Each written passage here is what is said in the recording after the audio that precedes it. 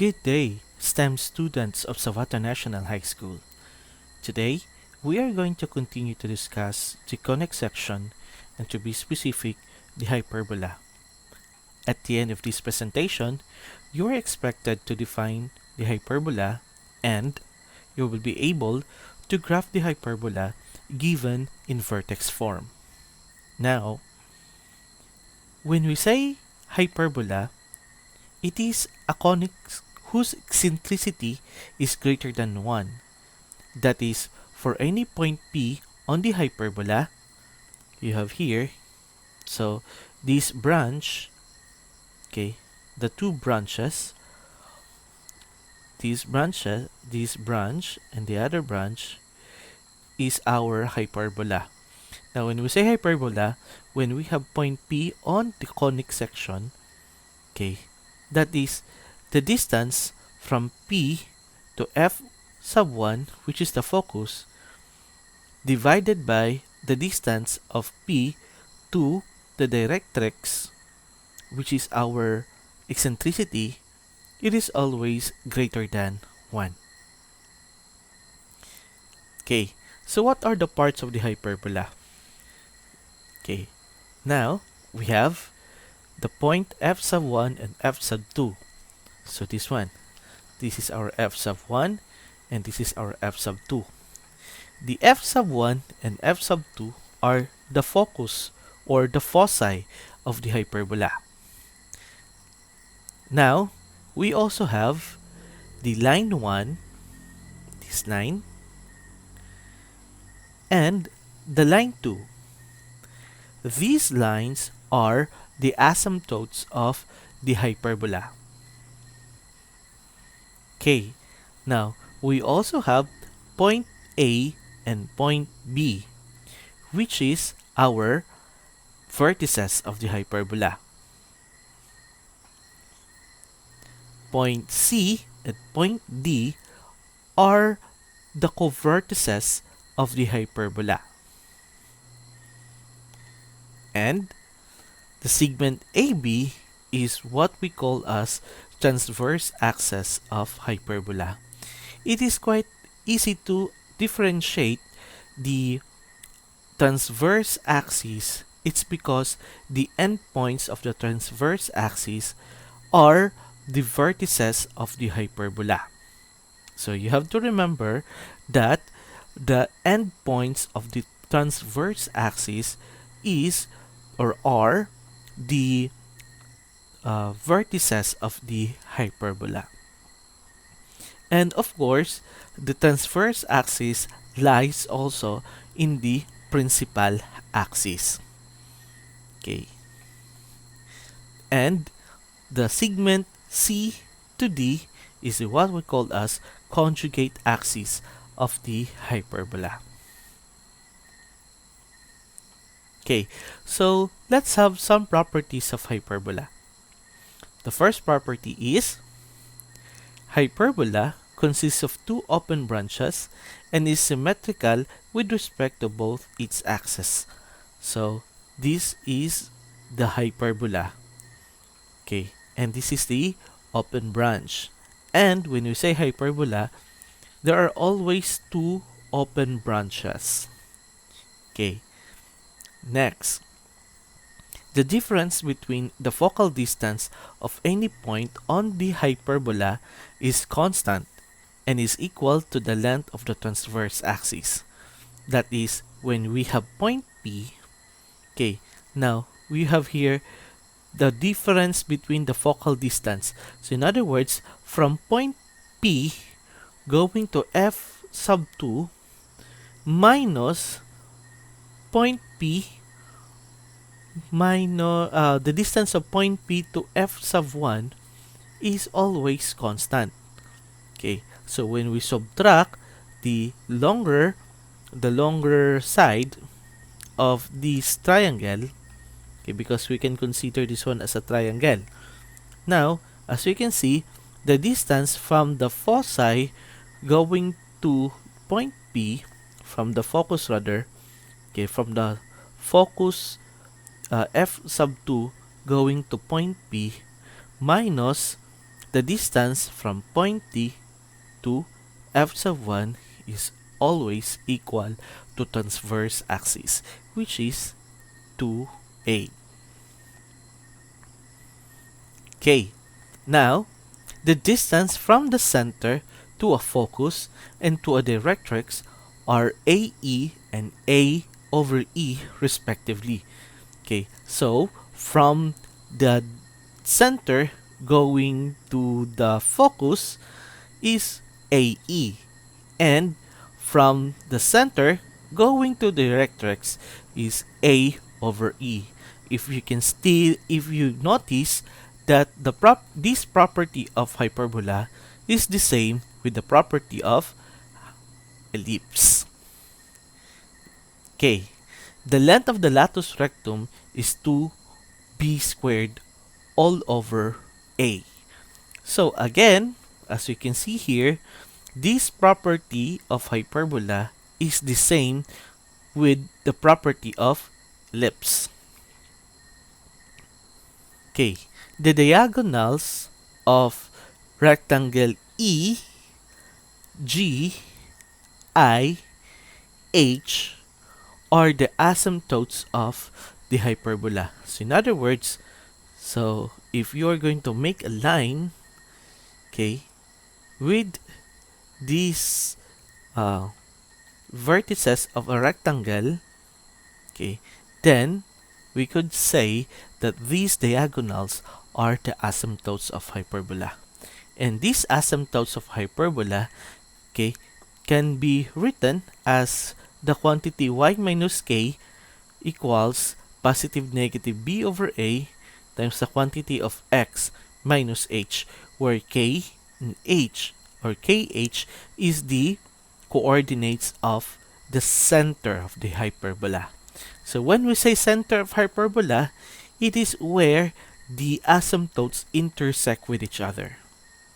Okay, that is what we call as center of hyperbola. Okay, so how is the equation of hyperbola being derived? Now take note that we have these properties and parts of the hyperbola. Okay, now from the center going to the vertex, okay, so from the center going to vertex, let's say that the length of that segment is A.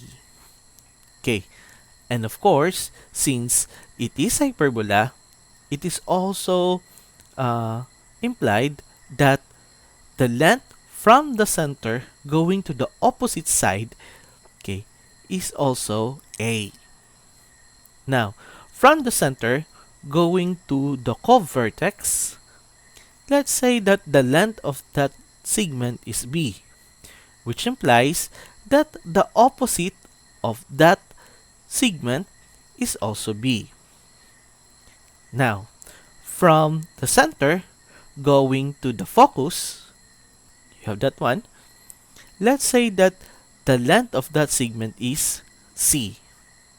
However, okay, the C is also the length of the segment joining A and B.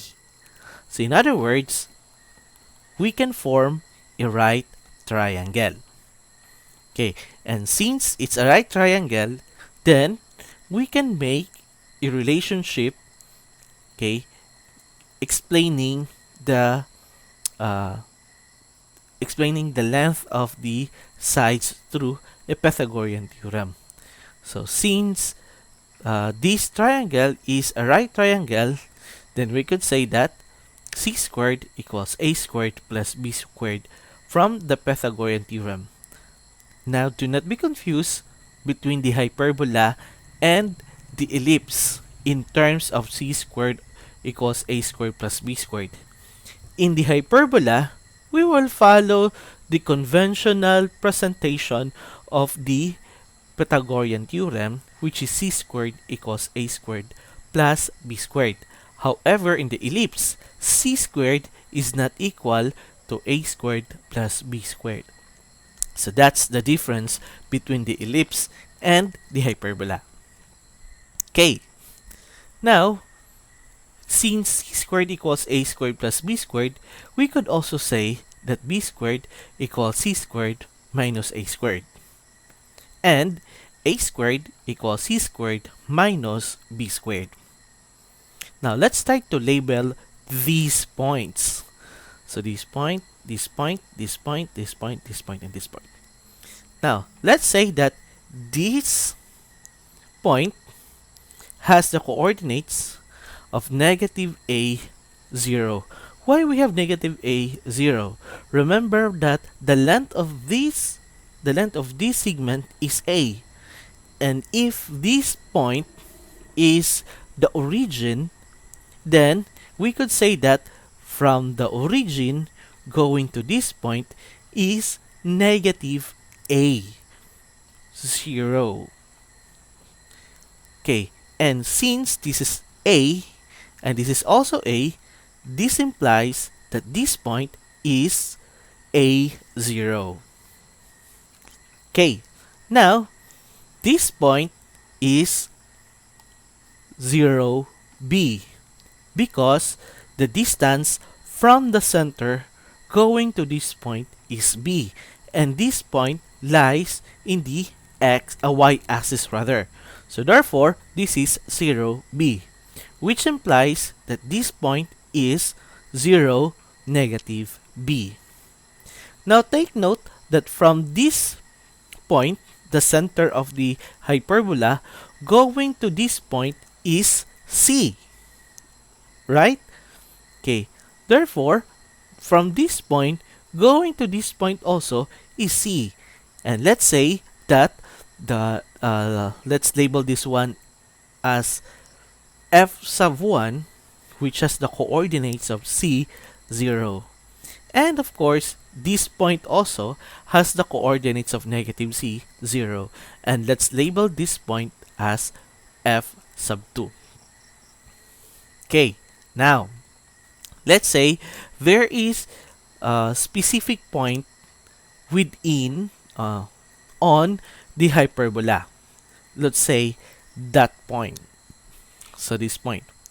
Okay, now, remember that when we say equation of the hyperbola, okay, the equation implies that we can describe all the points on this curve as well as this curve.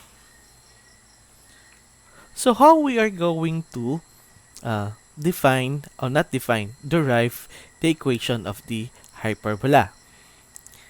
Okay, now let's say that this point has a name P. So point P with the coordinates x, y. Okay, let's get rid of some of the labels that are not very significant in the presentation. Okay, now take note that we can draw a line from the focal point going to this point. Okay, let's take that line. And then we also have to draw a segment from point f sub 1 to p. Okay, that one. Now remember, from the property of the hyperbola, the difference of this segment and this segment is equal to 2a. Out from this property, then we will derive the equation of the hyperbola. Okay, now, since the relationship is this segment minus this segment is equal to 2a. Now, how are we going to determine the distance or the length of this segment? We're going to use the concept of distance formula. Okay, so let's say this is our P with the coordinates of x, y, and our f sub 2 has the coordinates of negative c, 0. So to get the distance or the length of this segment, then we are going to use the distance formula. The distance between point F sub 2 and P can be, okay, expressed as the square root of, okay, we have this one, x, okay, from this point, x, minus the, okay, x coordinate of F sub 2. So let's say negative c, okay, and then quantity squared. Plus, you have, since we started with p, then we have our y. Y minus 0 from this one, quantity squared.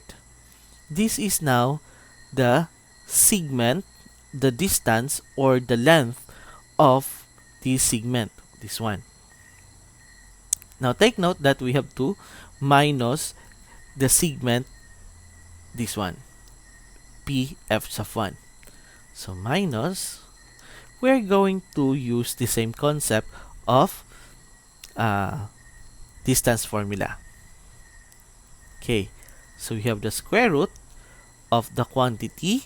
We have squared quantity, okay, x, okay, minus c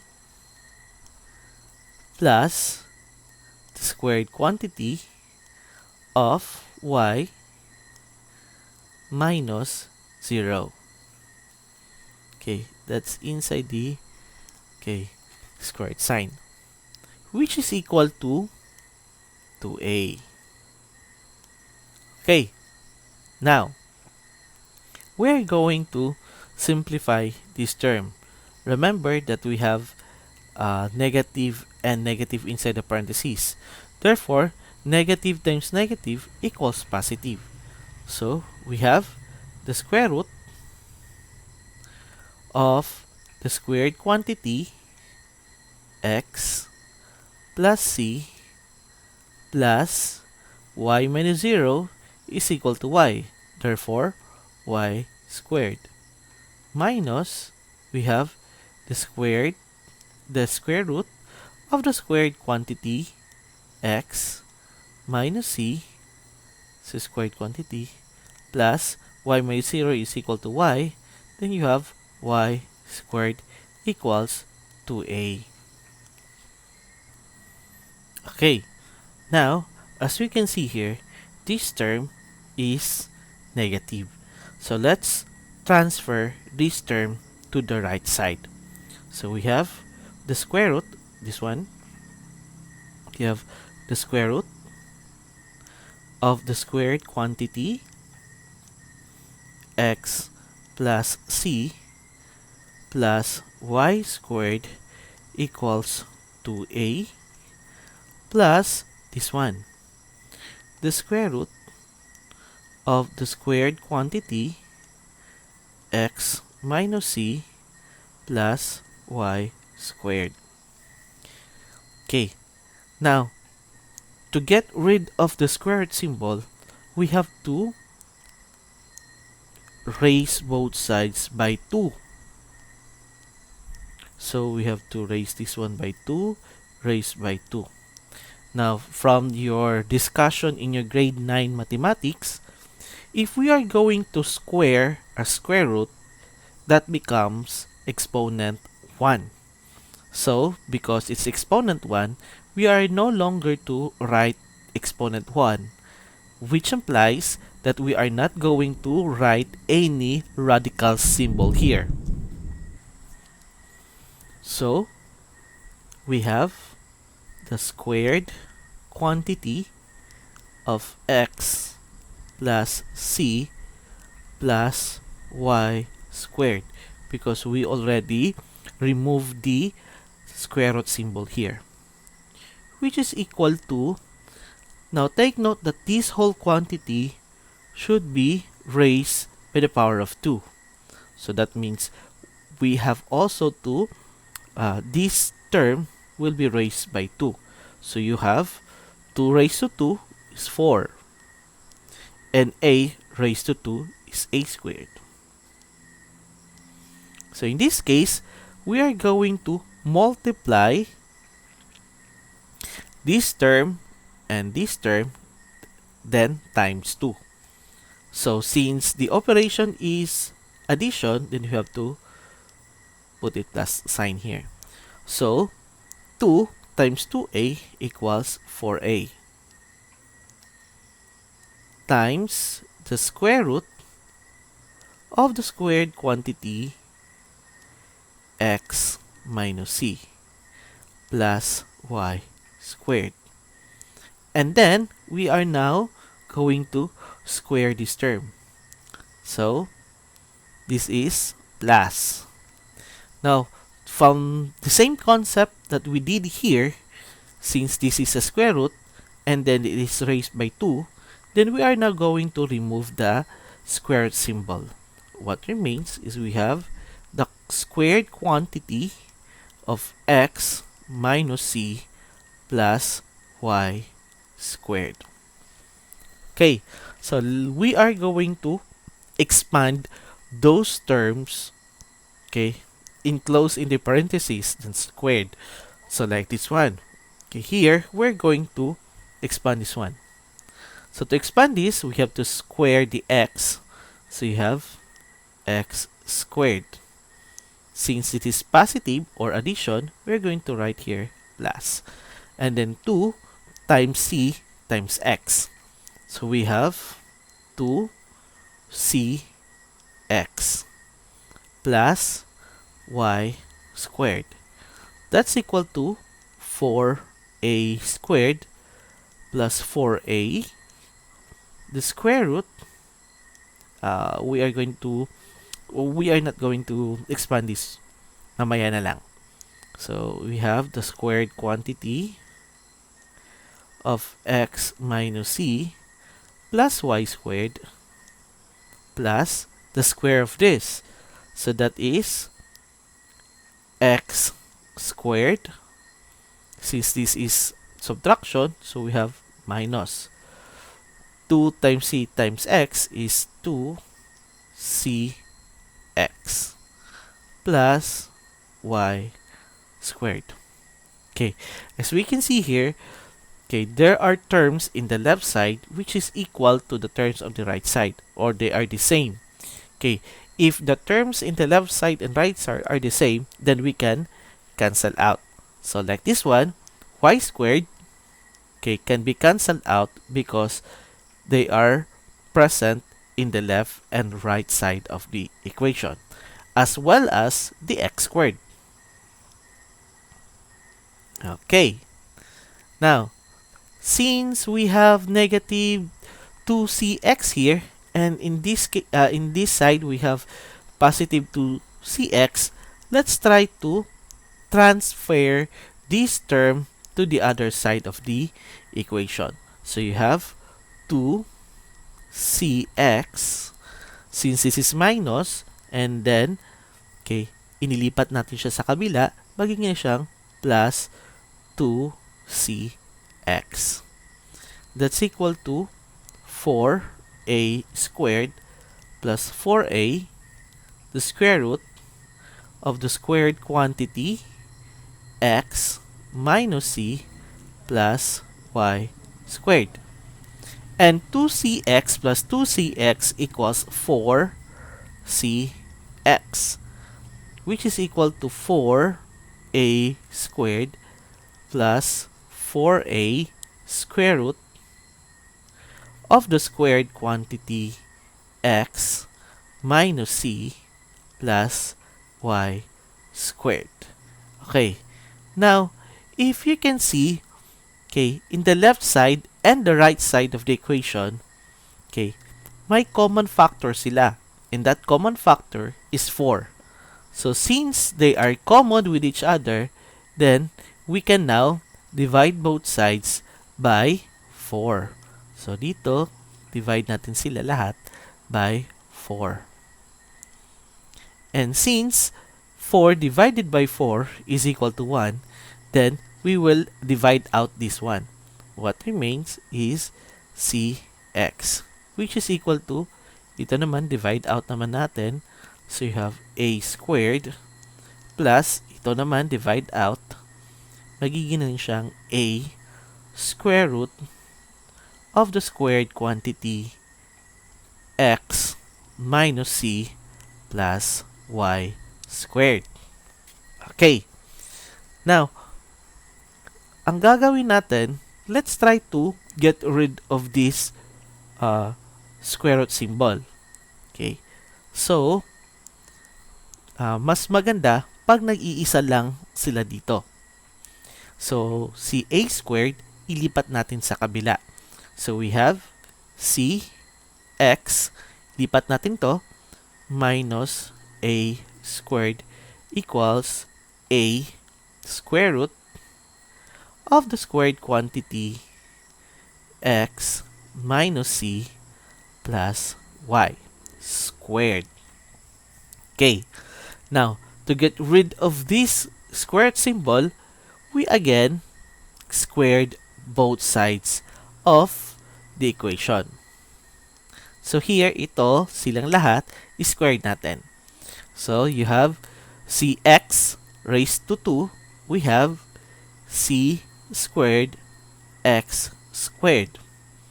So ito naman sila, multiply natin sila, times 2. However, kasi subtraction dito, we're going to write minus. 2 times cx times a squared is equal to 2cx a squared. Okay.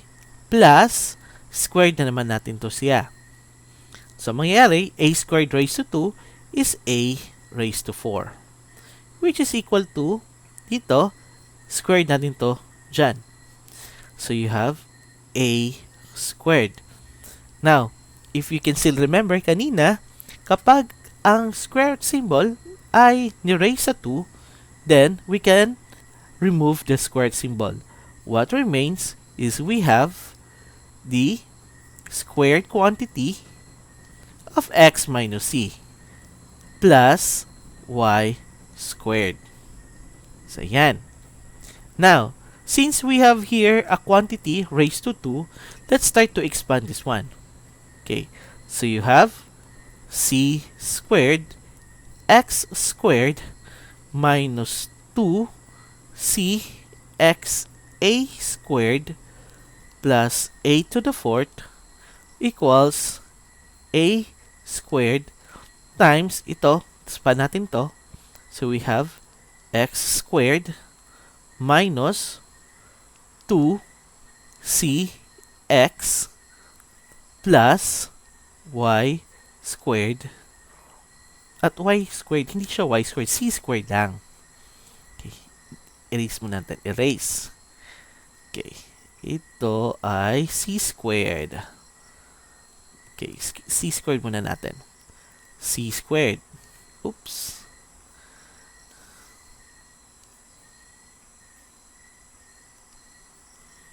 So, c squared, kasi ito, squared natin to. Plus y squared. Okay. Now, we are going to distribute a squared inside the parentheses. So, we have c squared x squared minus 2c x a squared plus a to the fourth equals a squared times x squared is a squared x squared minus ito multiply dito. So you have 2c x a squared plus c squared a squared plus y squared a squared. Now, as we can see here, as we can notice, ito na term is the same dito na term. So, since the same sila, we can now remove this one. Okay. Kaya tayo sa taas. Okay.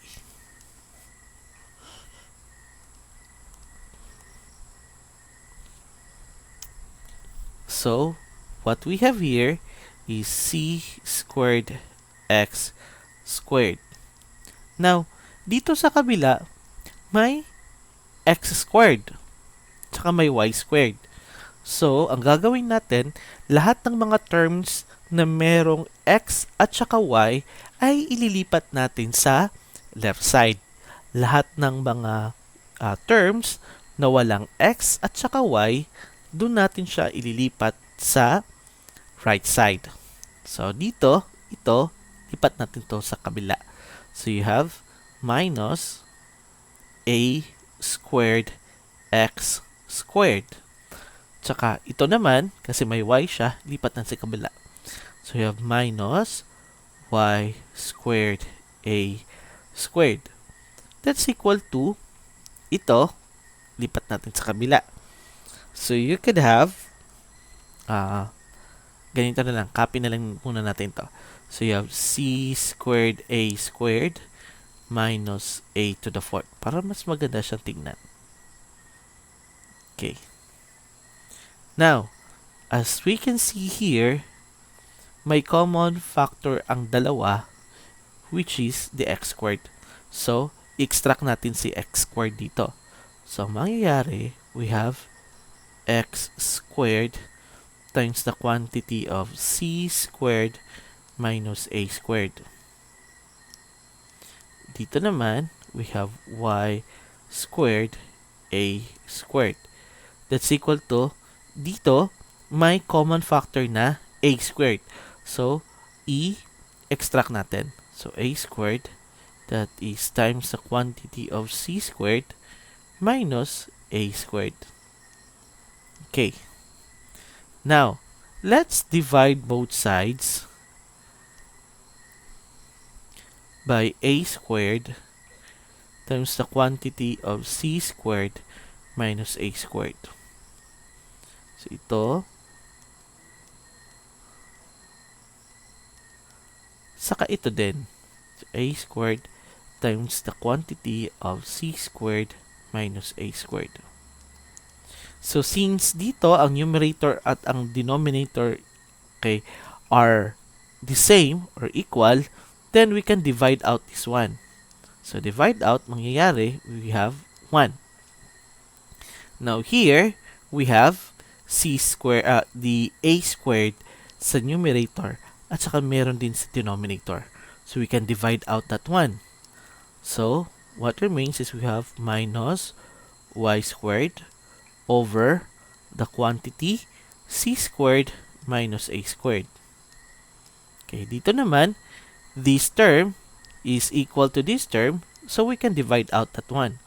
So, you have x squared over a squared. Now, remember na if you can still remember kanina, we have this relationship. Ito, that c squared minus a squared equals a squared. So, kasi may relationship tayo na ganito, then we can substitute the denominator on the left side.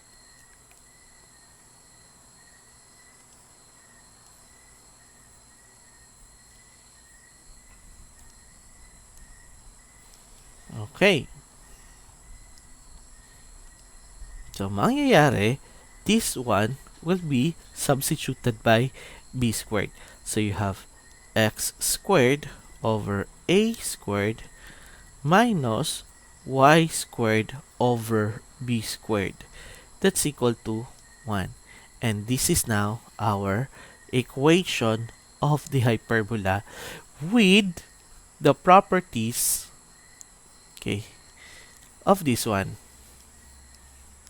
So, in other words, this is the hyperbola whose center is at the origin and the transversal axis or the transverse axis is horizontal. So, sulat muna natin. So, ito, ang equation ng curve na ito is x squared over a squared plus y squared, not y plus, that's minus. Okay, ito minus to. So, minus yan. Okay, over b squared equals 1. Okay, remember na this would be the equation of the hyperbola when the center is at the origin and then the transverse axis, which is this one going to this one, is in the horizontal position. Okay. So, these are the four cases of the equation of hyperbola, the standard equation of the hyperbola. So here, if the transverse axis is horizontal and the center is at the origin, then we have this kind of equation. Okay, ito yung equation na nakuha natin. Ngayon naman, if the transverse axis is vertical, but the center is at the origin, the center of the hyperbola is at the origin, then we have y squared over a squared minus x squared over b squared equals 1. The difference of these two equations, as we can see here, the x and y are interchanged. That is when we are going to compare the hyperbola whose transverse axis is horizontal and the other one is vertical, and both hyperbolas has the center at the origin. Now, when the transverse axis is horizontal, but the center is not in the origin, let's say it has the coordinates of hk, then we have this kind of equation. The squared quantity of x minus h over a squared minus the squared quantity of y minus k over b squared equals 1. Okay, so we have to remember that this would be the equation of the hyperbola if the transverse axis is horizontal but the center is not at the origin. Okay, and if the center of the hyperbola is not in the origin but the transverse axis is vertical, then the equation of the hyperbola is, we have this one. We have the squared quantity of y minus k over a squared minus the squared quantity of x minus h over b squared equals 1. Okay, so let's start to have an example. Okay, example 1. Consider the hyperbola in figure 1.1. Let's say ito yung 1.1 natin, whose foci are given by the points f sub 1 negative 3, 0 and f sub 2 is 3, 0. And the difference, this absolute value of segment PF1 minus PF2 equals 5. So, ibig sabihin, the distance, okay, of these points, the length of this segment minus the length of this segment is equal to 5. It implies that the transverse axis has the length of 5. Okay. So, ang gagawin natin dito is something like similar to what we have done in the previous slides. Okay. Now, remember that the difference is in terms of absolute value. So, since it is absolute value, then we have two cases. The first case, okay, case 1, oops. Okay, we have case 1. We have the segment PF sub 1 minus PF sub 2 is equal to 5. That's for the first case. And the second case, let's say case 2, we have PF sub 1 minus PF sub 2 equals negative 5. Kasi naka-enclose siya sa absolute value. So remember in the discussion of absolute value in the previous mathematics that the value inside the absolute value is either negative or positive. Okay, so let us first the case 1. Okay, for case 1, oops.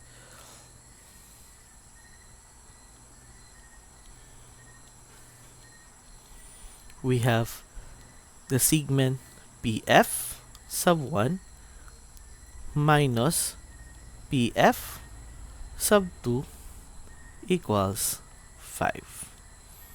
So, if you can still remember kanina, we determine the length of this segment by using the Pythagorean, not the Pythagorean theorem, but the distance formula. So we are going to use the distance formula here. So we have square root of the squared quantity. We have x minus ito, negative 3, plus you have the squared quantity of y minus 0. So y minus 0. Okay, so yan. Minus dito na naman. So we have the square root of the squared quantity x minus 3 plus the squared quantity of y minus 0 equals 5. Kasi case 1 yung ginamit natin, yung i-determine natin. Okay, so kanina yung ginawa natin, itong negative na to ay inilipat natin sa kabila. So you have the square root. Okay, dito kasi we have negative times negative equals positive. Ang mangyayari, we have the squared quantity of x plus 3 plus y squared. That's equal to 5 plus the squared quantity, the square root of the squared quantity of x minus 3 plus y squared. Nawala yung 0 because y minus 0 equals y. Okay, so let's square both sides. Squared both sides. So kasi square root ito at saka yung power dito is 2, then we can now remove the squared symbol. Then we have dito x plus 3 quantity squared plus y squared is equal to 5 squared is 25 because 5 times 5 equals 25 plus this one times this one times this one. So you have 2 times 5 is 10. So, sulat na lang natin si 10. Square root of the squared quantity x minus 3 plus y squared. Plus, ito na naman yung squared natin. But, on the same case here, we can now remove the square root symbol. So you have the squared quantity of x minus 3 plus y squared. Okay, so i-expand natin ito. So we have x squared plus 2 times 3 times x is 6x plus 9 plus y squared is equal to 25 plus 10 square root of the squared quantity x minus 3 plus y squared plus, expand natin to, we have x squared minus 6x plus 9 plus y squared. So, let's try to cancel out those terms which are common in both commons in the left side and the right side. So ito cancel out, C9 cancel out, saka si x squared cancel out. Tapos itong si negative 6x lipat natin sa kabila.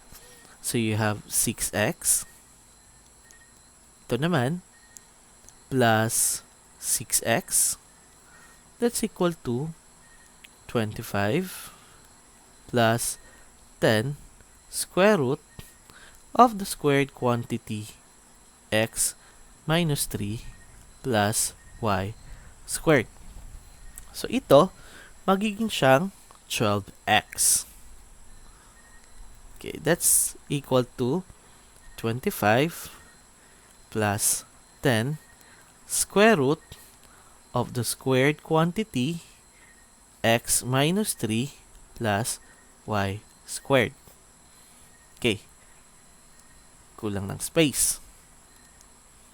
Okay, lipat natin sa taas. Yan.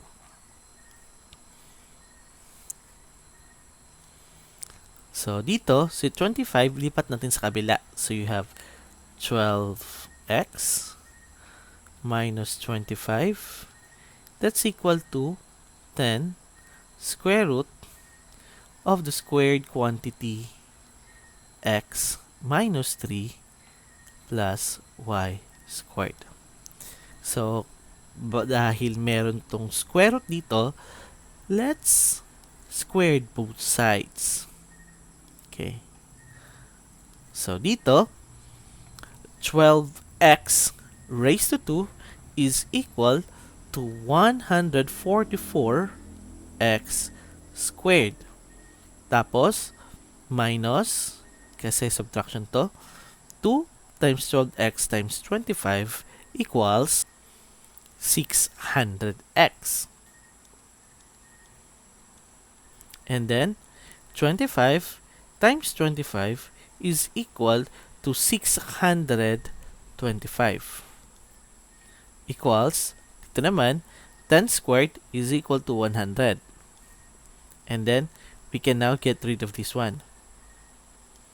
You have the squared quantity of x minus 3 plus y squared. Okay. Okay. So, ito, we are going to expand this one. Then you have 144x squared minus 600x plus 625 equals 100 times, ito expand natin to, we have x squared minus 6x plus 9 plus y squared. And then, we are going to distribute this one inside the parentheses. Then you have 144x squared minus 600x plus 625 equals 100x squared minus, to 100 times 6 is 600 x plus 100 times 9 is 900x, 900 lang pala, plus this one, multiply to this one, is 100 y squared. Okay, so cancel out natin yung mga pwede natin i-cancel out. Like this one. Ito, cancel out natin to. Okay, and then ang gagawin natin, lahat ng mga constant term ay ililipat natin sa right side at lahat ng mga terms with variables ilipat natin sa kabila. So you have 144x squared to minus 100x squared, okay, minus 100y squared is equal to 900 minus 625. Okay, and then 144 minus 100 is 44x squared minus 100y squared equals 900 minus 625 equals 275. Okay, so Dito, let's divide both sides by 275. 275 and 275. So ito, magiging itong 1 because we can divide it out this one. Now, 100 and 275 are both divisible by 5. So in other words, we could have 100 divided by 275 can be expressed as 4 over 11. So you have negative 4 y squared over 11. Nagkamali pala ako. Hindi lang pala 4 or 5 ang pwede nating i-divide sa 205. 275. Ano ba? Okay. Then, 44 over 275. Okay. May common term ba sila? May common factor ba sila?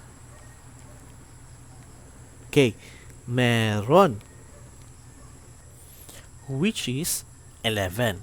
So, dito, 44 divided by 11 is 4.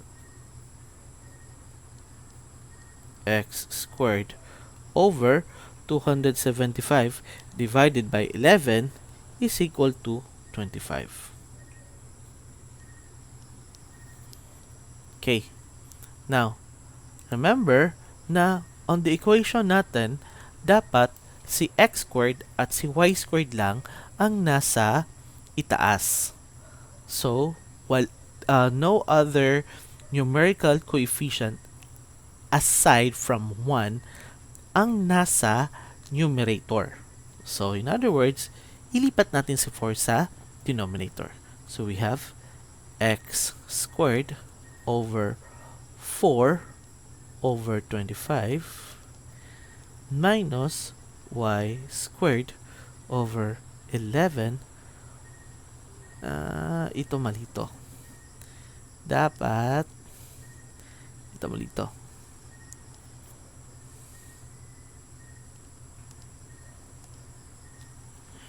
This must be 25 over 4. Here 11 over 4 equals 1. And this would be the equation of the hyperbola. But take note, this equation is just first case. Sa unang kaso pa lang yan. Diba? Kasi may dalawang kaso tayo. Okay.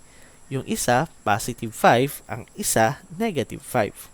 So, dito, let's try to compare if ano kaya ang mangyayari pag negative 5 na naman yung transverse axis natin, the length of the transverse axis. So, let's try to solve. So, case 2. Case 2.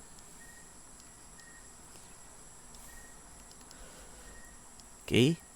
PF sub 1 minus PF sub 2 equals negative 5. So, dito, copy na lang dito. Diba? The same lang man sila. So, let's just copy. So, you have the square root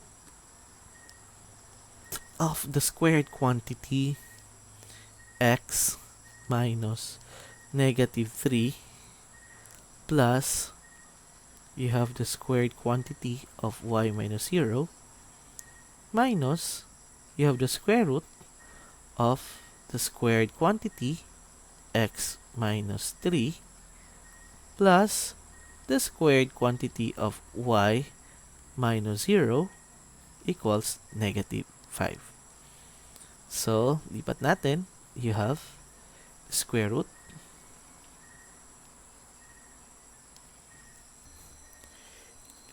Okay. So, ayan natin.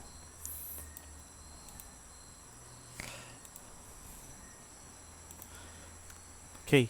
So, we have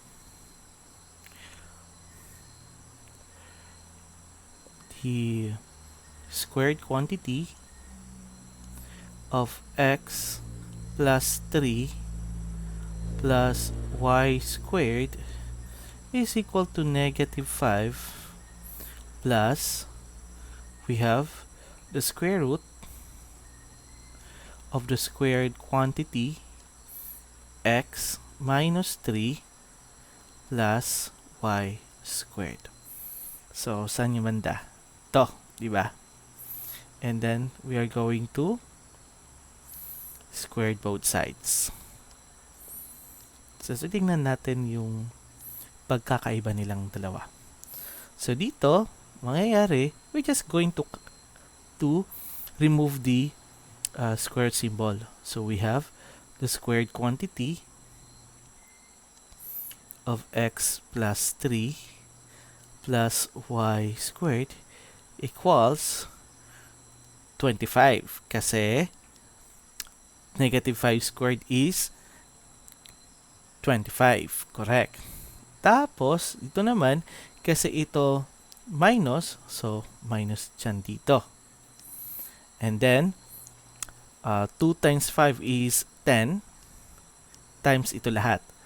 The square root of the squared quantity x minus 3 plus y squared plus tanggalin natin yung squared sign. So you have the squared quantity again of x minus 3 plus y squared. So ito, ang pagkakaiba nilang dalawa is that dito is addition, dito naman is subtraction. So yun yung pagkakaiba nila. Okay, let's expand this one. So you have x squared plus 6x plus 9 plus y squared equals 25 minus 10, the square root of the squared quantity,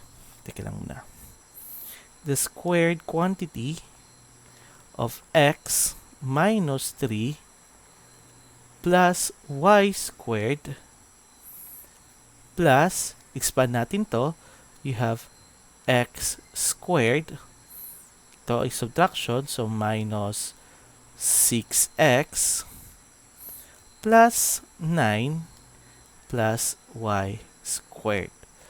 So, yan. So, ang gagawin natin, we are going to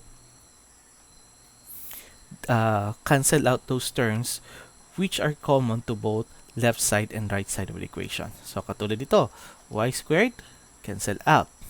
Si 9, cancel out na naman. At saka si x squared, cancel out. So, dito, meron siyang negative 6x. So, ilipat natin sa kabila. So, you have ito, 6x, and then we have this one, plus 6x equals 25 minus 10 square root of the squared quantity x minus 3 plus y squared. So, yan. So, we have here 12x equals 25 minus 10, the square root of the squared quantity x minus 3 plus y squared. Okay. So, dito, ito, lipat natin itong 25 sa kabila. So, you have 12x minus 25 equals negative 10 square root of the squared quantity x minus 3 squared plus y squared. So, compare natin to dito. So, dito, 12x minus 25, okay. Dito naman, ito yung pagkakaiba nila. Ito, positive. Ito naman, negative. Okay. So, let's continue. To get rid of this squared sign, we are going to square both sides. Okay. So, we have the square of 12x. we have 144x, okay, minus, kasi minus ito, 2 times 12 times 25 is equal to 600x, okay, plus, teka muna, lipat muna natin para hindi siya okay, crump.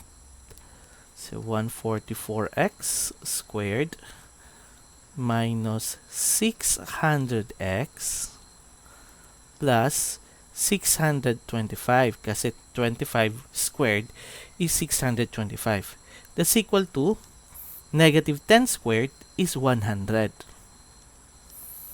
Tapos ito, kasi ito, we are going to square this one.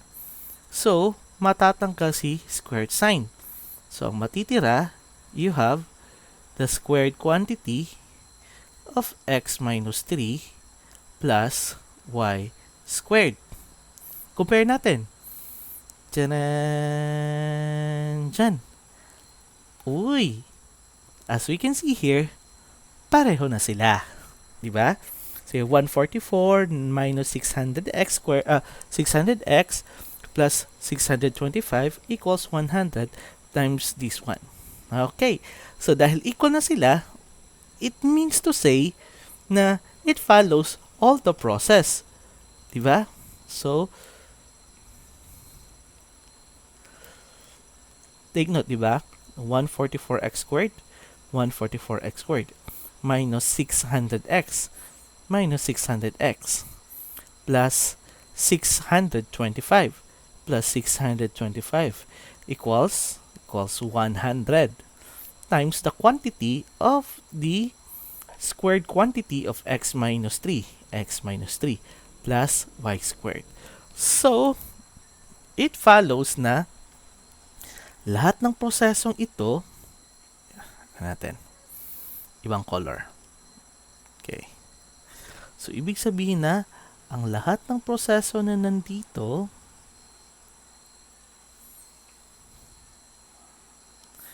ay the same lang dito. Okay. Kasi equal na sila. So, ibig sabihin, okay, we have also x squared over 25 over 4 minus y squared over 11 over 4 equals 1. And this would be also the equation. So, in other words, okay, lipat natin dito. Oops. Okay. In other words, we could say that the equation of this hyperbola is equal to x squared over, ano nga yun ulit? Nakalimutan ko. 25. Okay. 25 over 4 minus y squared over 11 over 4 equals 1. So, yan yung equation. Okay. Let me check. Okay. So, that's the answer for example number 1. Let's at example number 2. Find the coordinates of the center, vertices, foci of the equation x squared over 25 minus y squared over 49 equals 1 and sketch the graph of the hyperbola. So, sketch the graph tayo. Okay. As we can see here, x squared is positive. In other words, the transverse axis is horizontal. So, yun yung ilalagay natin sa isip that the transverse axis is horizontal. And then, as we can also see, na we have x squared at saka sa kabila y squared lang. So, ibig sabihin that the center of the equation, okay, the center of the graph is 0, 0. Kasi yun yung nasa natin kanina. So, in other words, ito ay Okay, 0, 0. Let's say C is our center. Okay. Now, here, our A is equal to, A squared is equal to 25. So in other words, the principal root of A squared, which is A, is equal to 5. So, ibig sabihin, dahil sa our A is equal to 5, and then the transverse axis is horizontal, then we are going to count 5 units going to left and 5 units to the right. Now, as we can observe, the x-axis at saka the y-axis in this Cartesian plane has interval of 2. So, be careful din. So, dito, ibig sabihin, approximately, nandyan yung isa. Tapos, dito naman yung isa. Mali yung isa. Sorry. So, dapat between 4 and 6. So, nandito yung isa. Okay. Approximate yan. So, remember that this would be our transverse axis. So, yan yung transverse axis natin. Okay. So, in other words, our vertex, the vertices, let's say A, okay, has the coordinates of negative 5, 0, and our B, the other vertex, we have 5, 0. Okay. Although na hindi siya hiningi dito, let's have the co-vertex, the co-vertices, which is B squared. Okay. Ang B squared natin is ito, 49. And then, the principal root of B squared is equal to 7. So, ibig sabihin, we are going to count 7 units upward. So, you have 2, 4, 6, between 6 and 8. So, dito naman, between 6 and 8. So, in other words, let's say, may C na tayo. So, let's say D na lang. The D is, we have point D, 0, 7. At saka point E natin, the co-vertex, 0, negative 7. Now, let's determine the foci. Okay, remember the foci is letter C kanina, small letter C, diba? And then, small letter C has a relationship of C squared equals A squared plus B squared. So, sasubstitute na lang natin si A squared at saka si B squared. So, you have 25 plus 49, which is equal to 25 plus 49 is 74. In other words, if we are going to get the principal root of C squared, which is equal to square root of 74. Okay, so square root of 74, that is approximately 8.6, parang ganon. So, ibig sabihin, we are to count 8. Okay, 8 units kasi 8.6. So, ito ang 8. Ibig sabihin, somewhere here ang vertex. The foci. The focus 1. Saka somewhere here din dito ang focus 2. Okay, so ibig sabihin, let's say our F sub 1 has the coordinates of 0, not 0. We have square root of 74 negative 0. Saka F sub 2 natin is square root of 74 0. So, ito. This would be our F1 and F2. Now, can we sketch the graph? Not yet. Kasi, dapat alam natin kung gaano ka lapad ang opening ng mga branches. To get the opening of the branches, we are going to compute the end of latus rectum, the length of the latus rectum. Now, from the formula, the length of the latus rectum is equal to 2b squared over a.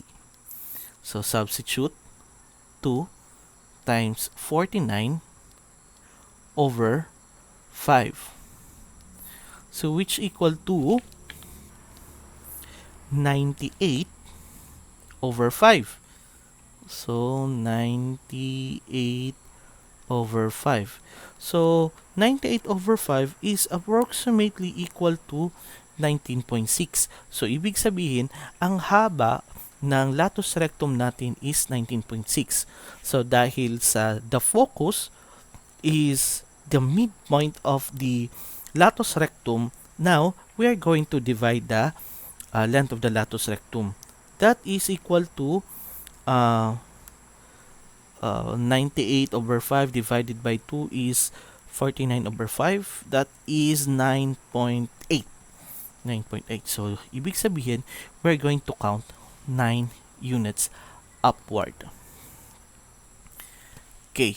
So, 8 dito. Almost 10 siya. So, somewhere here. Somewhere here.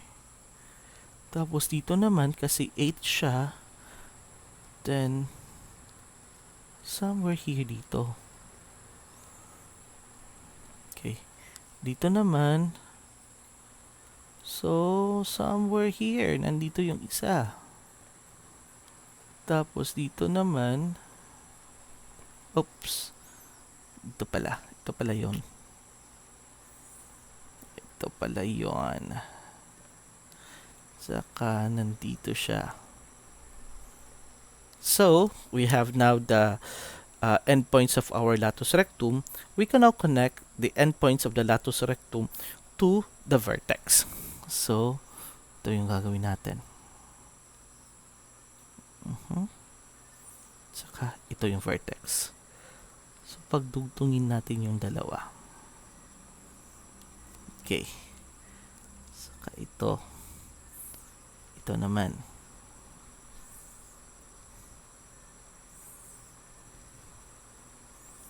Okay. So, ito na naman.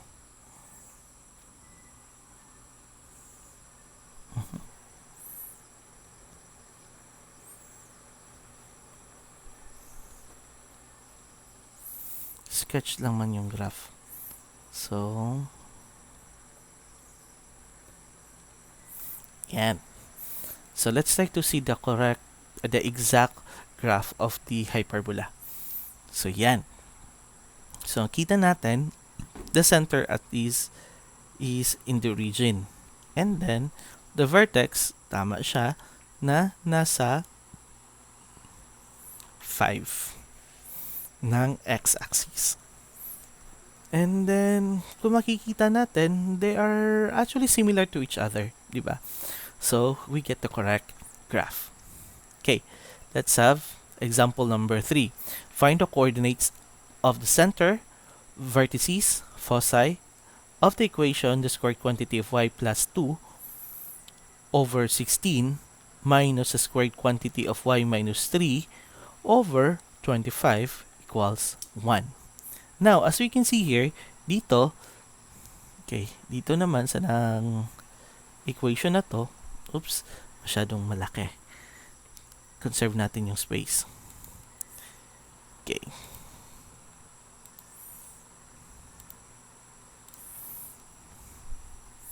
So, dito,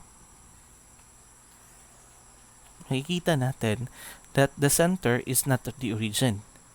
And, as we can also see, y is positive, y squared. Kasi nandito sa kabila yung x squared. So, ibig sabihin, the transverse axis is vertical. So, yun yung aalalahanin natin na dapat vertical si transverse axis. Now, as we can see here, we could have the center of the hyperbola is 3, kasi ito, we have 3, negative 2. Ito. So, we have, ito naman, makikita natin na ang interval ng x-axis at saka y-axis is 1. So, okay na siya. So, 3, ito. So, ito. Yan. Now, take note that the transverse axis is vertical.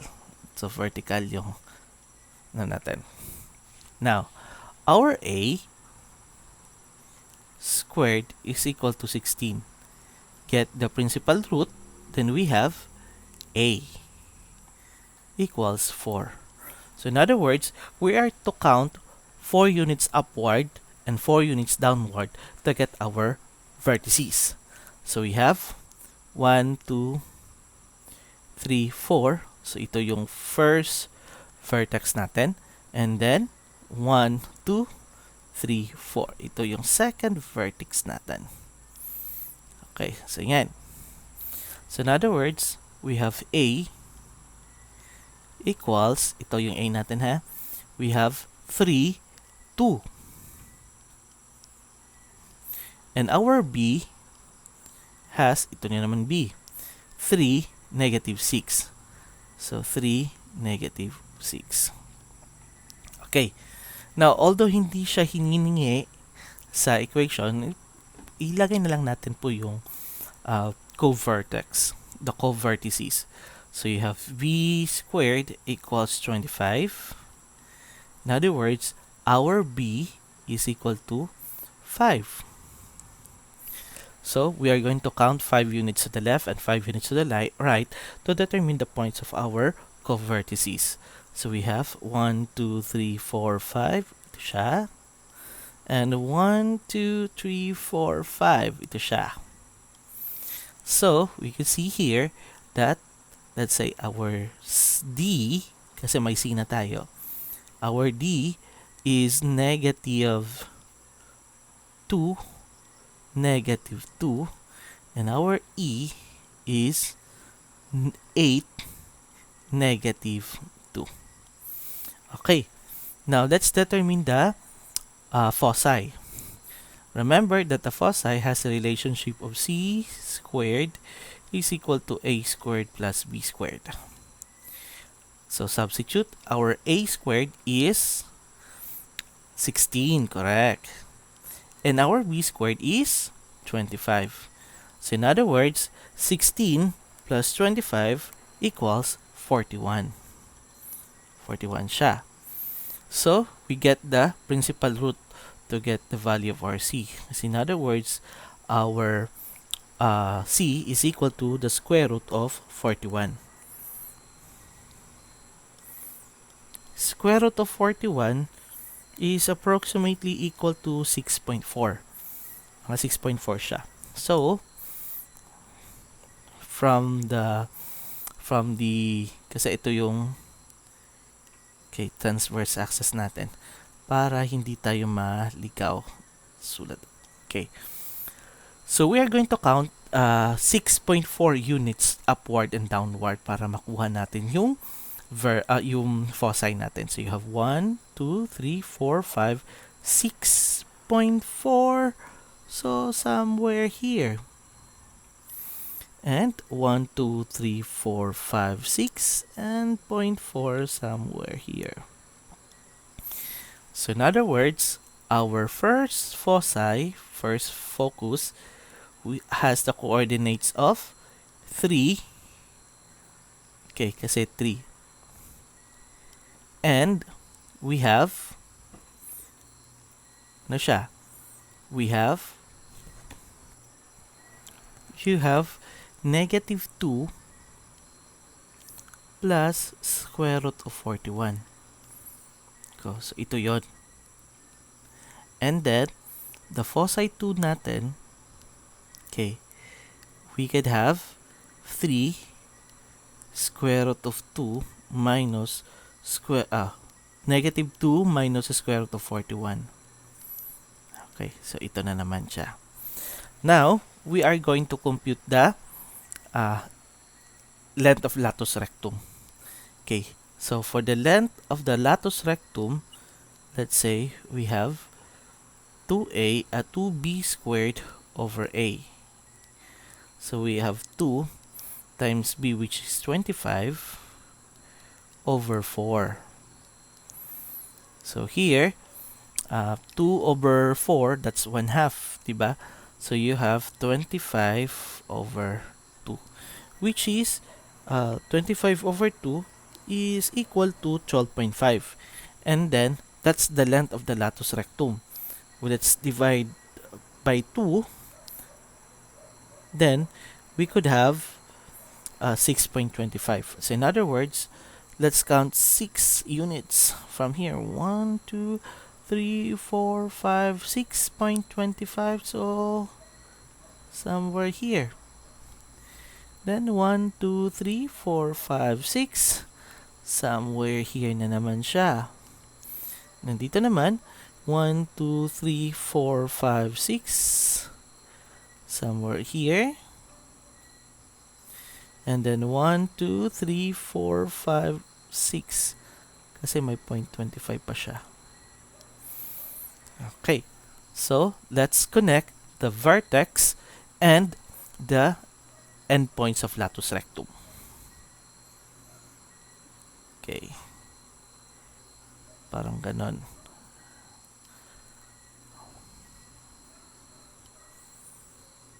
Okay. Oops. Dito naman. Parang ganun lang siya. Oops. Dapat curve.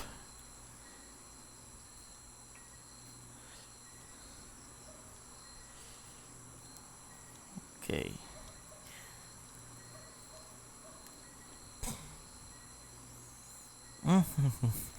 Parang ganun siya. So, let's try to compare it with the correct or the exact graph of the given equation. So, ganun siya. So, makikita natin that the vertex is this one. And another vertex. So, that is 3, 2. 3, 2. Meron tayo no? Yan. Saka, this is 3, negative 6. O, ayan. And then the center is 3, 2. 3, 2. O, ayan. Makikita natin. 1, 2, 3, 4. 1, 2, 3, 4. Okay. Now, meron ba siyang somewhere dito? Okay. So, basically, similar yung graph natin. So, we could say that our sketch of the graph would be similar to the exact one. So let's have number 4 rather. Find the coordinates of the center, vertices, foci of the equation x squared minus 2y squared minus 6x minus 4y plus 5 equals 0 and describe the graph of the hyperbola. So, makikita natin dito that the equation is not in the standard form. So, we are going to rewrite the equation into standard form muna. So, we have, ang gagawin natin, lahat ng mga may variables ay nasa left side at saka lahat ng mga walang variable ay nasa right side. And then, ipag-group natin yung mga variables, yung mga terms with common variables like this x squared and 6x. So, you have x squared minus 6x. Isang group sila. Minus, okay, you have 2y squared minus 4y equals negative 5. Now, i-group natin sila. I-group natin dito. So, we are going to extract negative 2 to the two terms. So, ito, we have x squared minus 6x. Okay. Minus 2. Dito, we have y squared. Ito, magiging na ito siyang positive kasi negative times negative equals positive. So, positive 4y equals negative 5. So, ang gagawin natin dito, we are going to make this one a perfect square trinomial by completing the square. So, this is x squared minus 6x. Half of negative 6 is negative 3, then squared that negative 3, that's equal to positive 9. Here naman, you could have y squared plus 4y. Half of 4 is 2, and square the 2 is 4, so plus 4 equals negative 5. Okay, alalahanin na lahat ng ilagay natin sa left side would be equal also to the right side. So, dito we have plus 9. Okay, at saka 4. Pero may 2 sa labas. So, 4 times negative 2 is negative 8. So, ito, we have x minus 3 quantity squared. Dito naman, that is 2 times y plus 2 quantity squared. That's equal to negative 5 plus 9 minus 8 equals negative 4. So, dito, let's divide both sides by negative 4.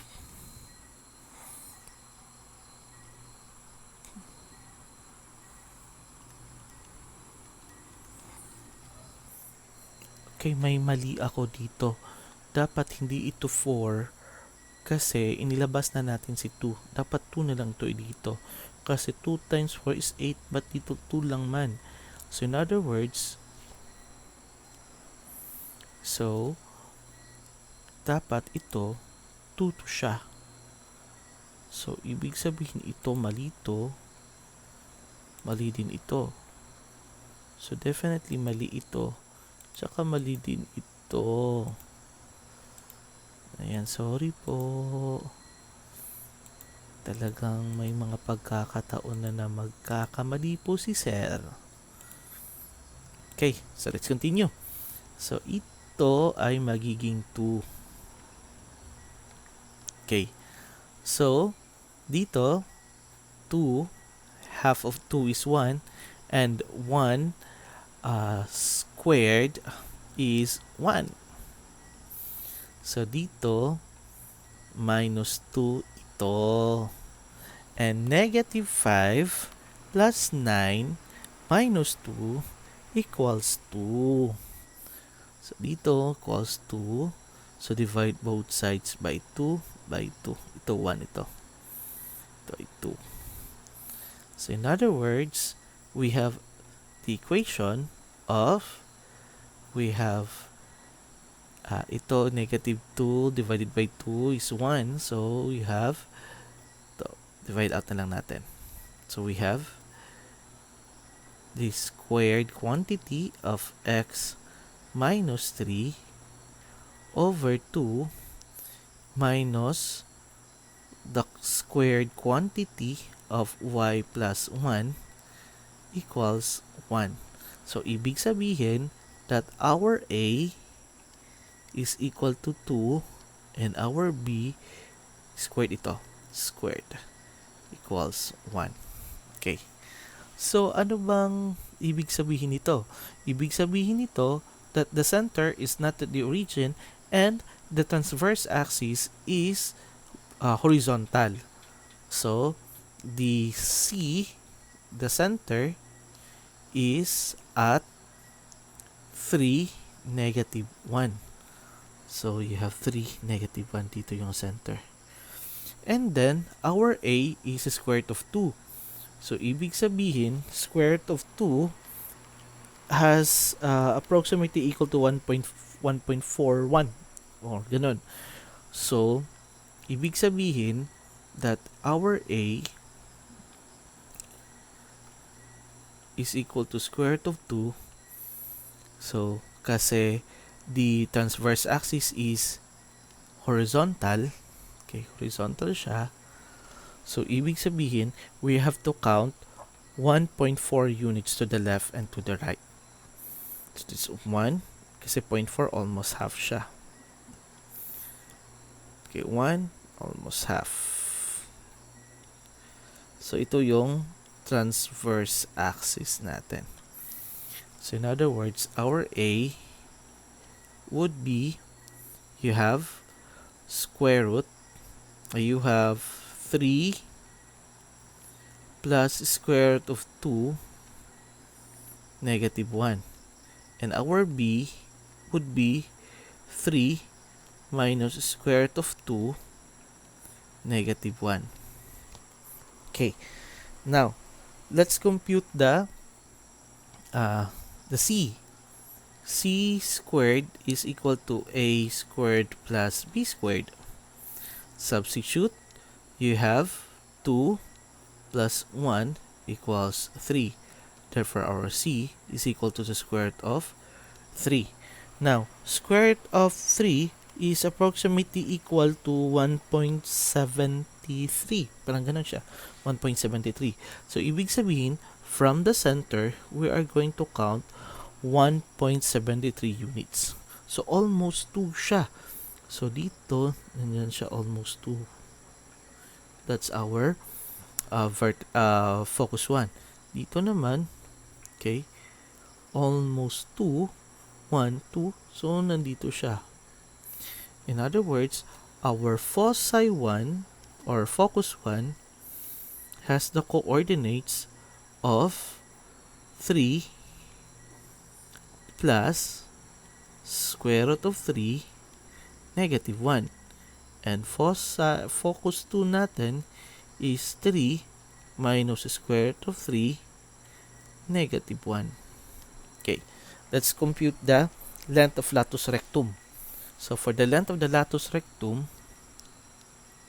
is equal to 2b squared over a, which is equal to 2 times 1 over 2, di ba? Our a is square root of 2, hindi 2. So, in other words, that is 2 over square root of 2, which is equal to, if we are going to rationalize both sides, rationalize this one, multiply square root of 2 over 2, so that's equal to square root of 2. So, approximately, the end of the latus length of the latus rectum is 1.4, and then we divide it by 2, di ba? So, divide it by 2, square root of 2, square root of 2 over 2 is equal to approximately equal to 0.71. So, almost 1. So, almost 1.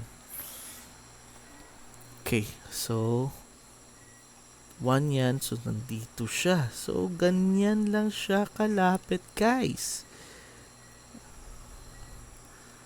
So, the opening of our hyperbola is very narrow. Okay. So,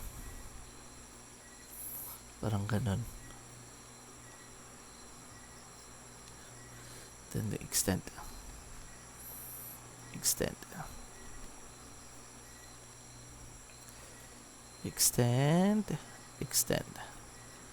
So, let's see the exact graph.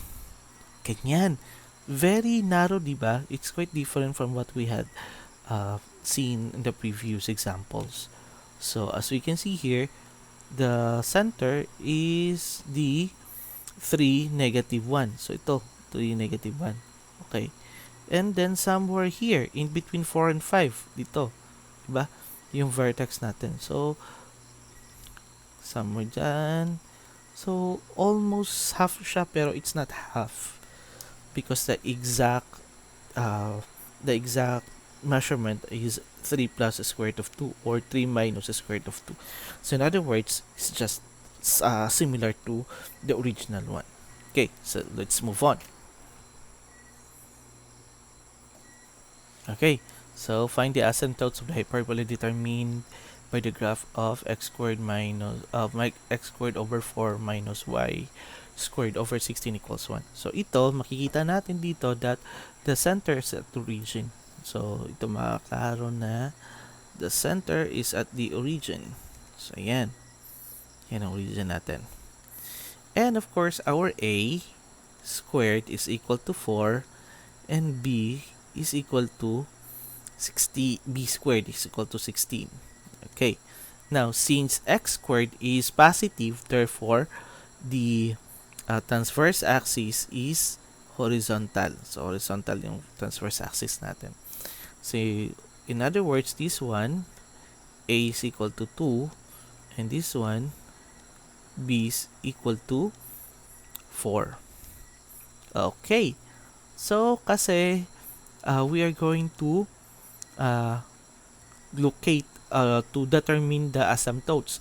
If you can still remember with the presentation natin kanina, the asymptotes of the hyperbola can be determined by h minus y minus h, okay, equals positive negative p over a times the quantity of x minus k. Okay, and since our h and k is 0, this implies that we have ito 0 din ito. It implies that we have y equals plus minus b over a x. And our b is equal to 4 and our a is equal to 2. So, ibig sabihin that our asymptotes are y equals positive b over a, which is equal to 4 over 2 x, which is can be written as y equals 4 over 2 is 2x. So, isa naman, y equals negative 4 over 2x, which can be written also as y equals negative 2x. Okay, so if we are going to sketch the graph, so i-plot muna natin yung asymptotes natin. So ito, let's have this one, y equals 2x. If x is equal to 0, okay, kung ito 0, y is equal to 2. So, ibig sabihin daw, pag 0 daw si x, y is equal to, okay, 2, diba? Ito yung sinabi kanina. If x is equal to, y is equal to 2,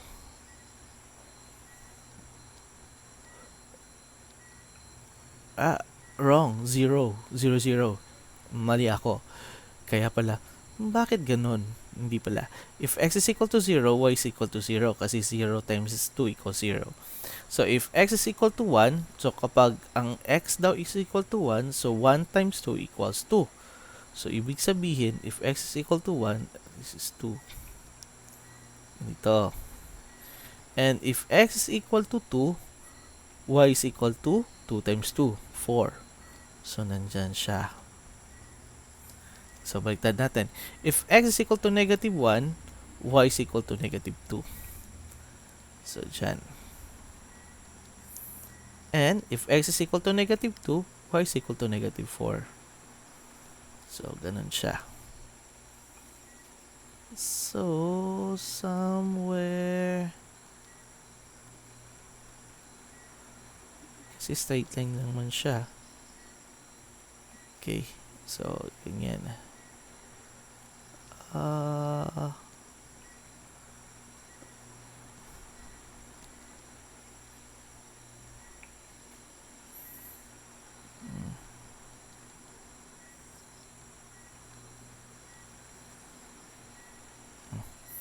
Yan.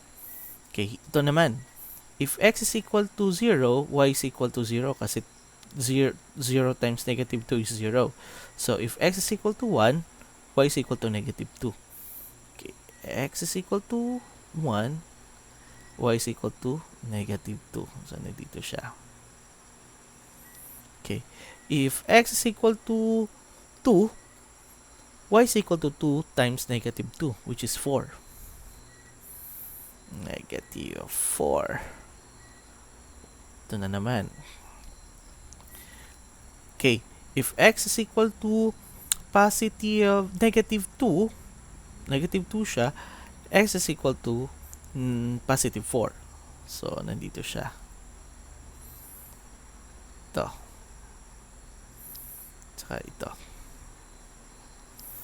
And then, let's try to connect.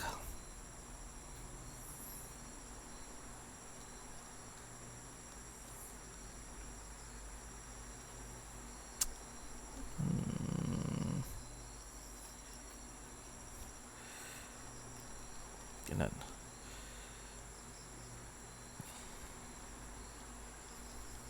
Okay. Now, let's try to have the vertex. So, the vertex is, kasi a is equal to 2, then we count 2 units. So, nandito ang vertex natin. Nandito si vertex natin. And our c, remember so c natin, di ba? C squared is equal to a squared plus b squared, which is equal to 4 plus 16 equals 20.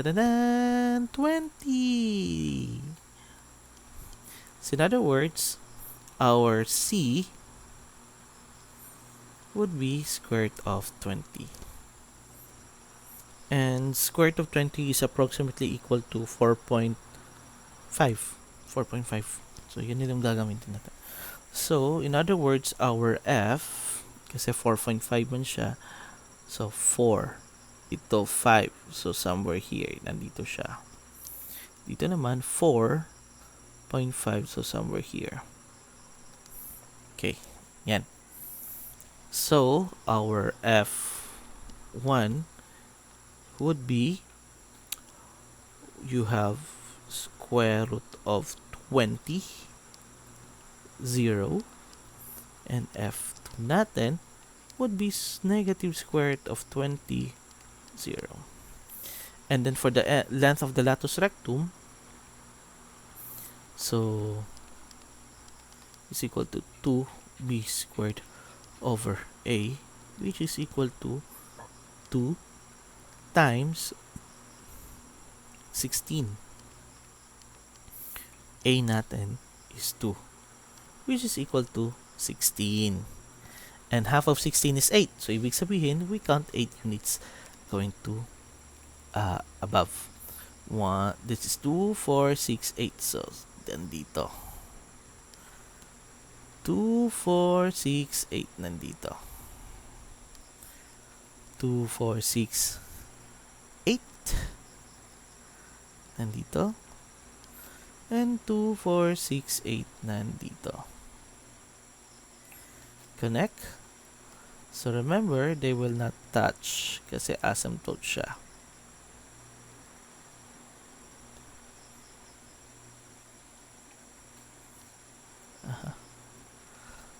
Pasensya na. Well, anyway, sketch lang naman, diba? Okay. Okay. So, something like this. Yan yung graph. Okay, let's check. So, the center, okay, it passes to the points 2, 0 and negative 2, 0. And then, okay, hindi yung asymptotes natin is the same. So, in other words, we got the correct answer.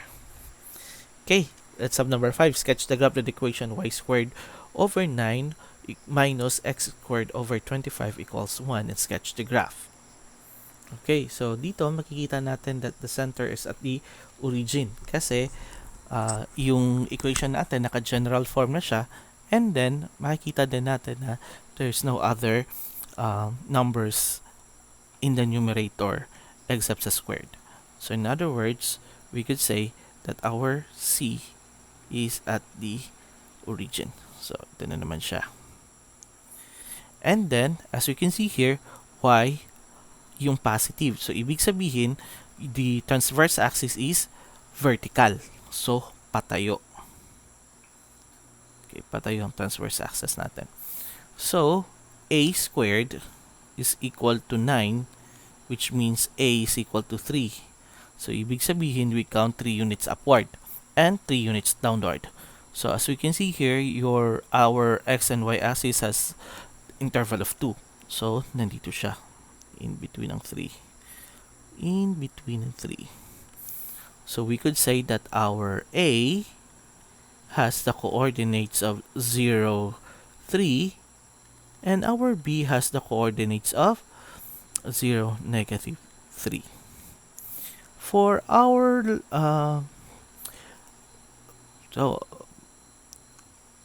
sketch the graph yung pinaka-importante dito. Sketch the graph of the equation and sketch the graph. Paulit-ulit siya. Okay, so we have here, we have our C, okay, is equal to A squared plus B squared, which is equal to 9 plus 25 equals magkano? You have 34. And our C can have square root of 34. So, square root of 34 is approximately equal to 5.8. So, ibig sabihin, we are going to kasi ito yung transverse axis natin, di ba? So, ibig sabihin, we are going to count 5.8 units above and below. So, almost 6. Pagpalagay natin ito yung saka ito yun almost 6 kasi that's our focus 1 has the coordinates of 0 square root of 34, and focus 2 natin would be 0 negative square root of 34. For the length of latus rectum, we could have 2b squared over a, which is equal to 2 times 25 over 3, which is equal to 50 over 3. And 50 over 3 is equal to 16.67, something like that. Na divided by 2, then we can have 8.333. So, ibig sabihin, for the end of latus rectum, we count 8.3 units. So, 2, 4, 6, 8.3. Then, dito naman, 2, 4, 6, 8.3. So, 2, 4, 6, 8.3. And 2, 4, 6, 8.3. Okay, connect.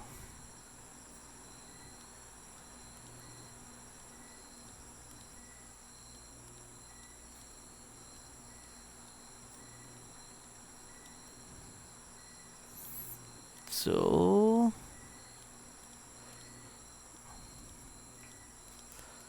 parang ganon. Okay, so let's try to see. Okay, center, correct. Dito naman, between 4 and 2, so that is 5, correct, correct. So, pagpulagay natin ito, okay, somewhere here, di ba? So, in other words, our sketching of the graph is correct. Okay, let's solve number 7. Write the given equation in the standard form of a hyperbola and locate the center and the vertices. Okay, so dito, okay, if we can see here, we have 9. Okay, teka lang, sulat natin sa taas para ma-maximize natin yung space. Okay.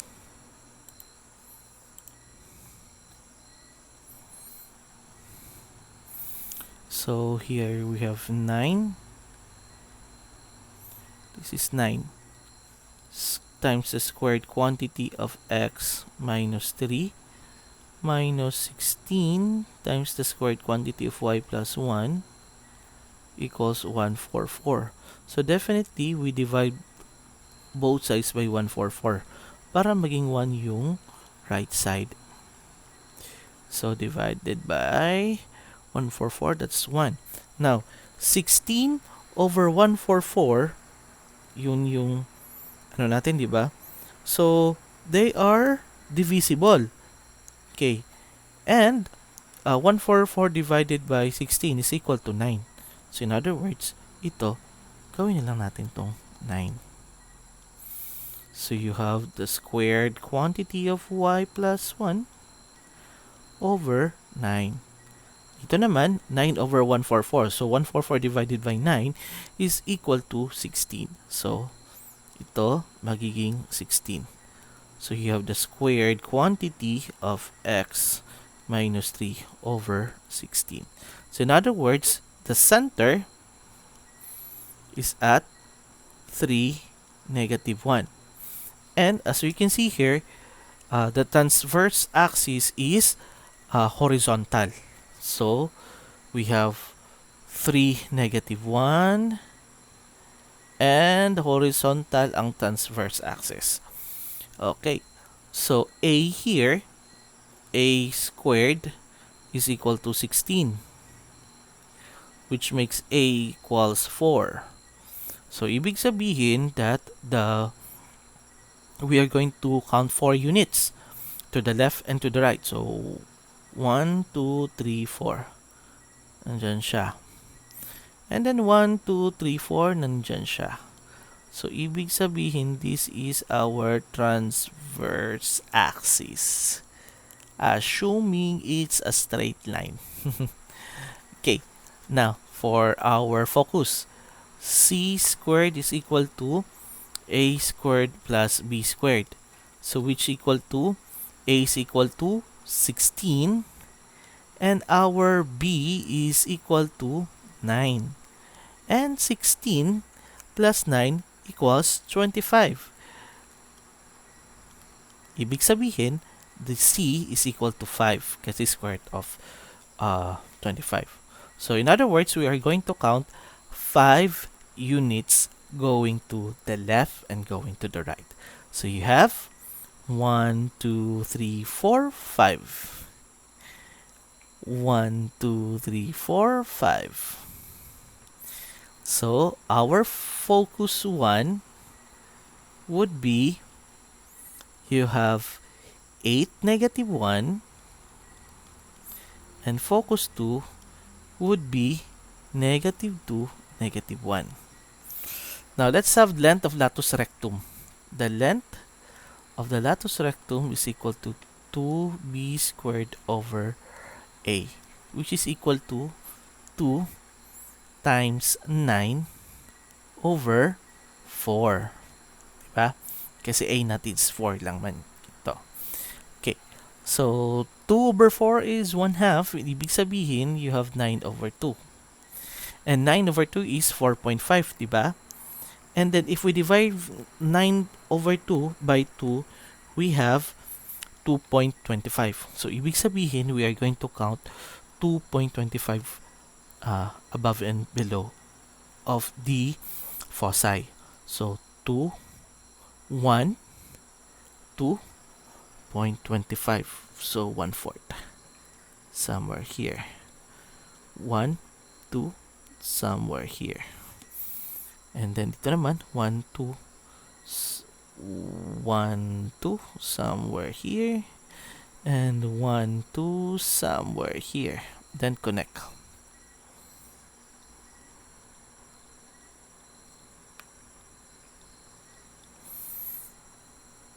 Connect. Oops, hindi siya umabot. Somewhere. Now, let's try to check. Okay, as you can see here, the graph, the vertex is this one, and this one. Tama ba? Correct. And then, half of this length is our center. So, which is dito. So, ibig sabihin, tama yung graph natin. Okay, number 8. Sketch the graph of the equation and give the equation of the asymptotes. Ito, sketch muna natin yung graph. tsaka yung asymptote. Okay. So, sige. So here, the center is at 5, 2. Ay, wrong. Negative 5, negative 2. Okay. And then, kasi negative 5 and negative 2. And then, since x is positive, therefore, the transversal axis or the transverse axis would be horizontal.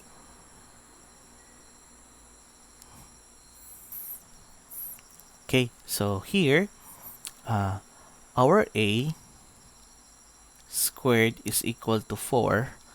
That means a is equal to 2. So, ibig sabihin, we're going to count 2 units to the left and to the right of the center.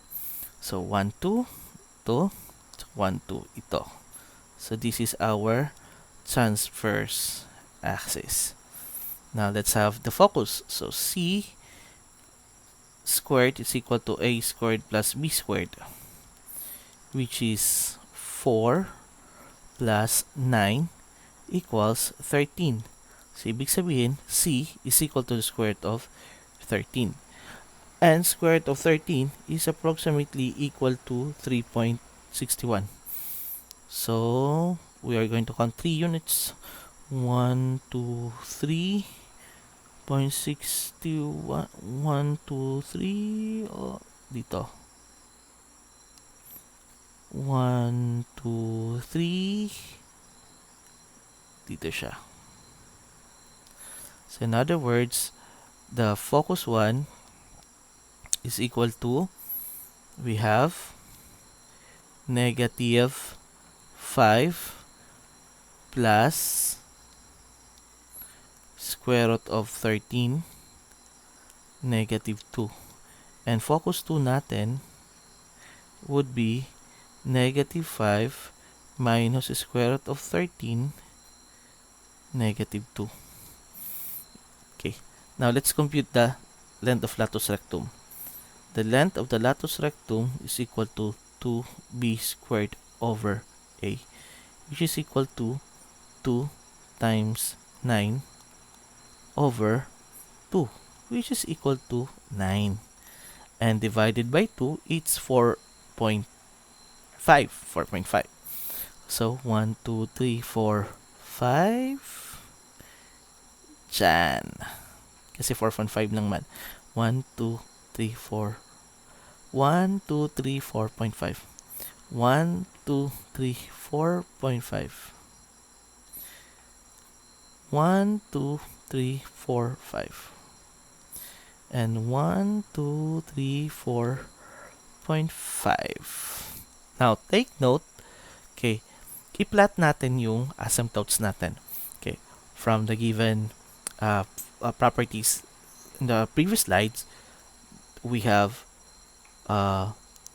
y minus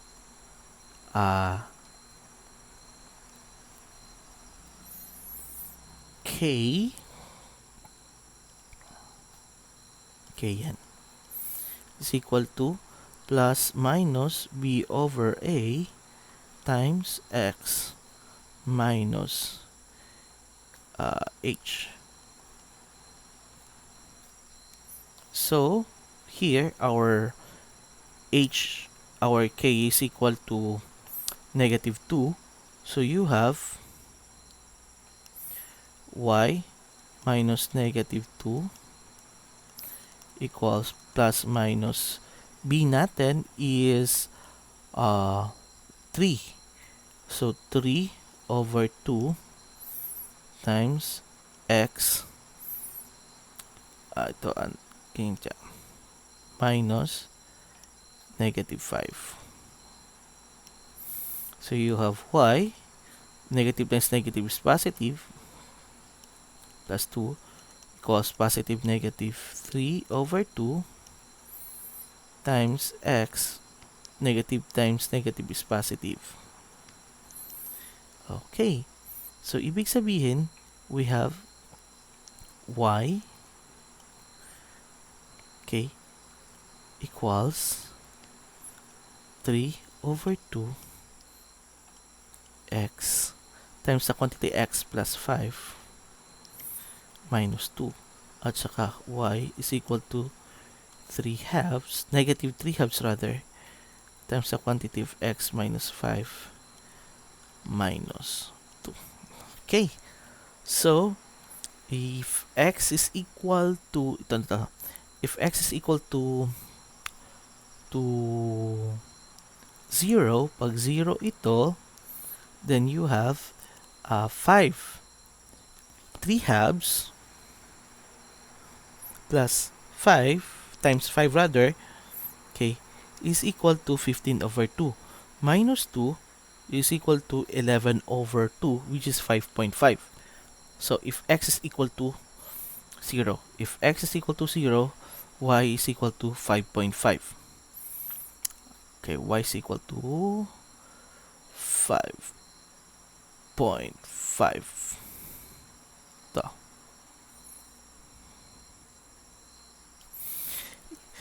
If x is equal to 1, ito ha, if x is equal to 1, so this is 6. So 6 times 3 is equal to 18. 18 divided by 2 is equal to 9.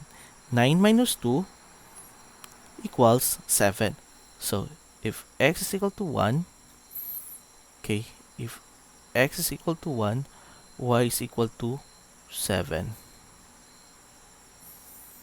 Nandito siya. 5, 6, 7. So, Diyos of boss. Yan. Pa-negative tayo para mas makuha natin yung line. If x equal to negative 1, dito, if x is equal to 1, negative 1, so this would be this would be 4. 4 over 2 is 2. 2 times 3 is 6. 6 minus 2, oh, sorry. So, sana tayo kanina. If x is equal to negative 1, then this is 4. 4 divided by 2 is 2. 2, okay, times 3 is 6. 6 minus 2 is 4. So, if this is y is 4. So, dito siya. Okay, dito na naman tayo. If this is 0, this is negative 5. Negative 5 times 3 is negative 15. Negative, that's positive 15 kasi negative 3 times negative 5 is positive 15. 15 over 2, okay, minus 2 is 11 over 2, which is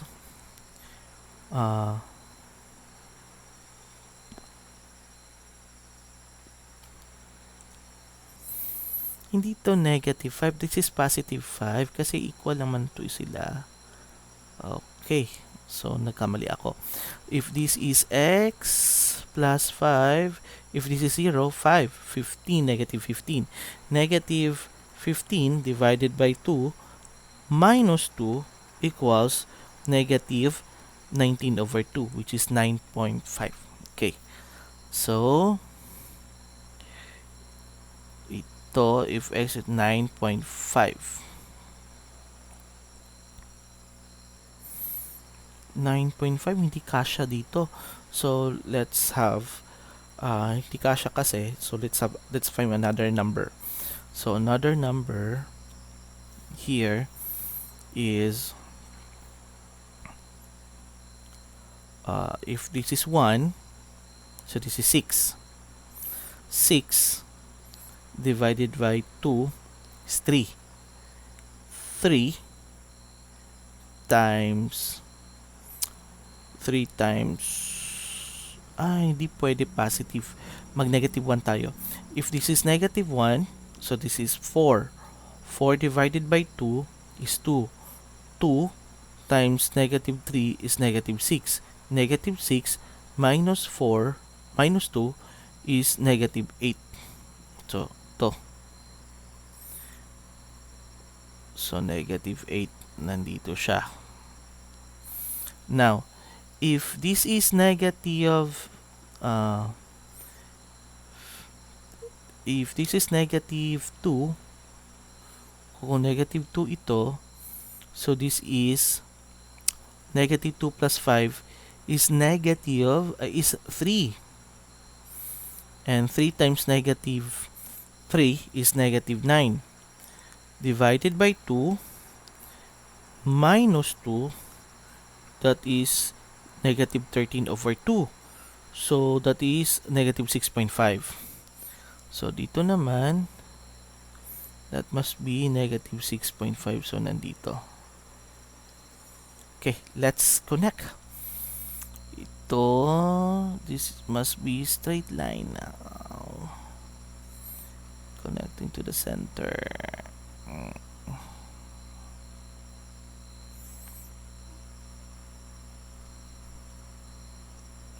So I'm here. Ito naman, let's connect.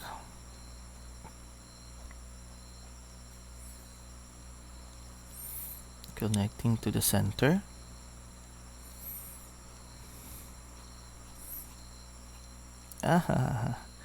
Assuming this is a straight line. And then remember, this is our end of latus rectum.